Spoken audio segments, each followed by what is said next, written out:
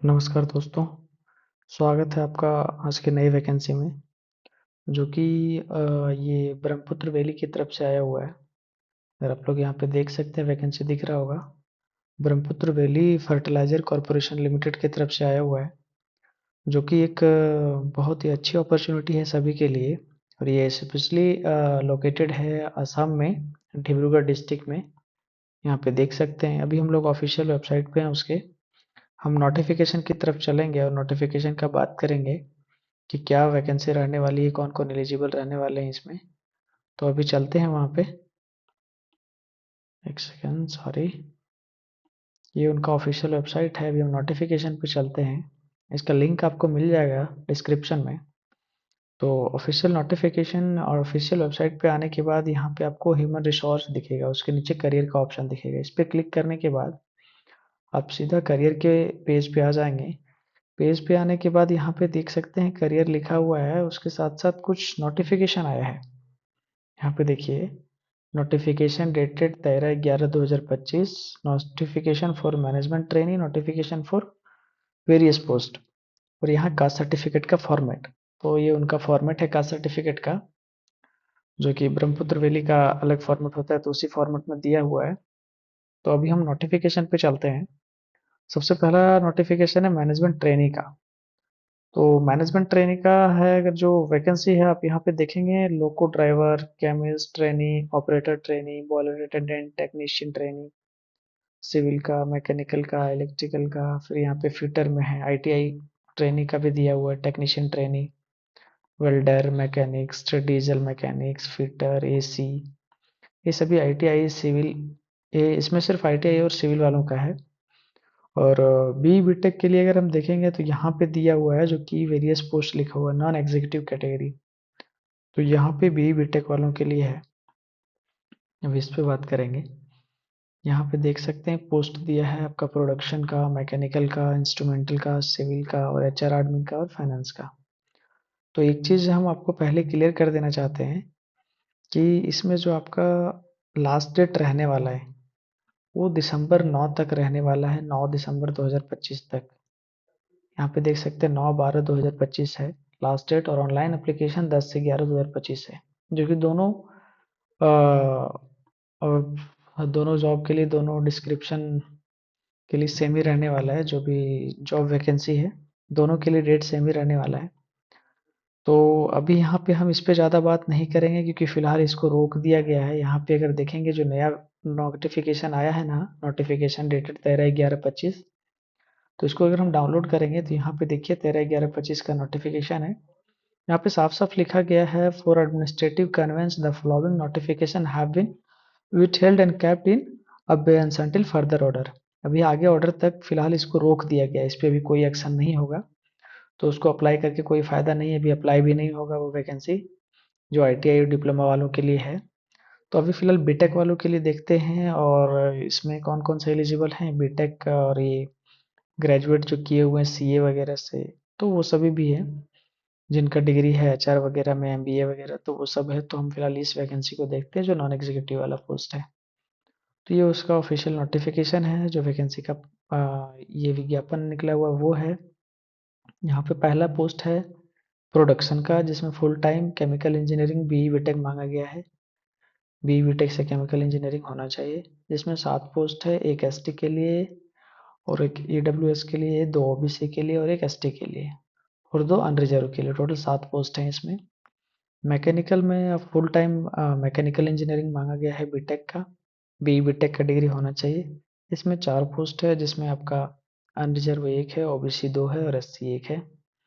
Same यहाँ पे अगर हम देखेंगे इंस्ट्रूमेंटेशन का, तो इसमें भी देख सकते हैं full time B B Tech degree मांगा गया है, जिसमें आपका इंस्ट्रूमेंट में होना चाहिए, इलेक्ट्रॉनिक्स में होना चाहिए, इलेक्ट्रॉनिक्स कम्युनिकेशन में होना चाहिए एंड टेली कम्युनिकेशन इंजीनियरिंग में होना चाहिए।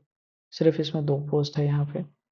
उसके बाद सिविल में देखेंगे तो फुल टाइम बीई बीटेक मांगा गया है सिविल इंजीनियरिंग से, जिसमें सिर्फ अनरिजर्व के लिए 1 पोस्ट है। एचआर में देखेंगे तो 1 पोस्ट है यहाँ पे, लेकिन 2 इयर्स का फुल टाइम पीजी डिग्री होना चाहिए, नहीं तो डिप्लोमा इन पीएम होना चाहिए, एचआर में होना चाहिए, सोशल वर्क्स में होना चाहिए। एमबीए अगर आपके पास MBA with specialization PM and HR में होना चाहिए, तो आप एचआर एंड एडमिन के लिए भी एलिजिबल हैं। तीसरा फाइनेंस के लिए, जो कि graduate with CA chartered account में ग्रेजुएट आपका होना चाहिए। अगर यहाँ पे हम देखेंगे तो कुछ इंपॉर्टेंट बात पॉइंट्स इसमें डिस्कस करते हैं। मैक्सिमम एज लिमिट रखा गया है 30 ईयर्स, और एलिजिबिलिटी यहाँ पे candidate must have essential qualification full time BE B Tech PG degree PDM MBA with 60 marks, और 55 मार्क्स मिनिमम रखा गया है एसटी/एससी के लिए, मतलब मिनिमम अनरिजर्व के लिए और ओबीसी के लिए आपको 60 मार्क्स होना चाहिए, और एसटी/एससी पीडब्ल्यूडी के लिए 55 मार्क्स मिनिमम होना चाहिए, तभी आप अप्लाई कर सकते हैं। For finance and account discipline के लिए यहाँ पे लिखा है should successfully pass CA ICWAI final. अगर आप सीए फाइनल किए हुए हैं तभी आप अप्लाई कर सकते हैं इसके लिए। और नेक्स्ट नीचे अगर आके हम बात करेंगे यहाँ पे टेस्ट का, तो ये कुछ सेंटर रहने वाले हैं उनका, जो कि पहला ये टेस्ट कोड है और ये उनका सेंटर का एरिया है। चेन्नई, दिल्ली, गुवाहाटी, कोलकाता, मुंबई, इन्हीं जगहों पे इनका सेंटर और रहने वाला है। और प्रोसेस बहुत ही सिंपल है इनका, सिलेक्शन प्रोसेस। ऑनलाइन इंटरव्यू रहने वाला है, लेकिन थोड़ा सा इसने चेंज किया है। सॉरी, ऑनलाइन इंटरव्यू नहीं है, डायरेक्ट पर्सनल इंटरव्यू रहेगा आपका।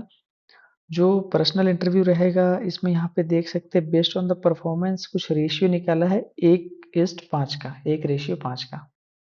कहने का मतलब अगर एक पोस्ट के लिए 5 लड़के सेलेक्ट होते हैं या पांचों का नंबर बराबर आता है तो उन पांचों के बीच आपको सीबीटी कराया जाएगा। फिर इंटरव्यू में और सीबीटी में जिनका अच्छा आया रहेगा, यहाँ पे देखिए वो चीज़ क्लियर किया है, वो मार्क्स कंसीडर करके आपको फाइनल मेरिट लिस्ट तैयार किया जाएगा।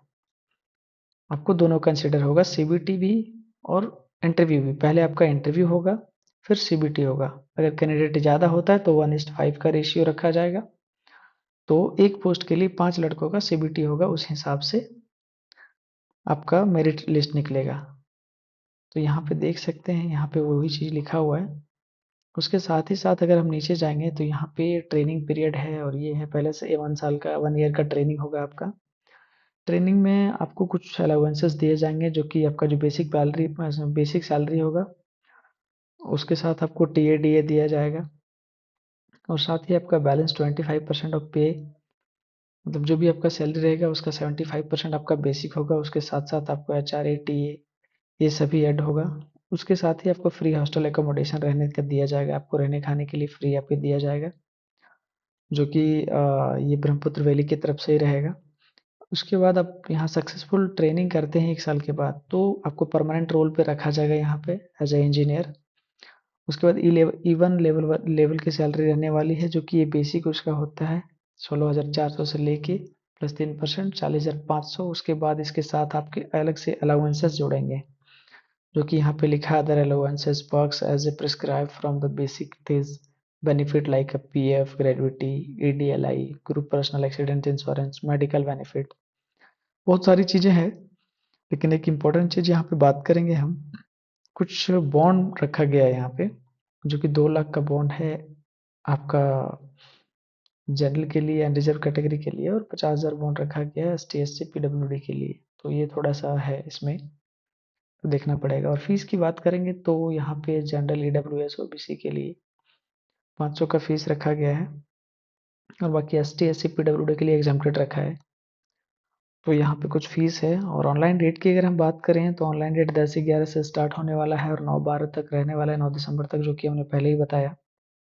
तो उससे पहले अप्लाई कर दें। ये आसाम में लोकेशन रहने वाला है, जॉब लोकेशन आपका आसाम डिब्रूगढ़ में, और बहुत अच्छी अपॉर्चुनिटी है ये उनका डेट है। तो जो एलिजिबल हैं इनके लिए उनको ज़रूर भेजें, और जो आसाम से हैं उनको भी भेजें, ताकि वो उनके लिए बहुत अच्छी अपॉर्चुनिटी है और वो अप्लाई कर सकते हैं। धन्यवाद।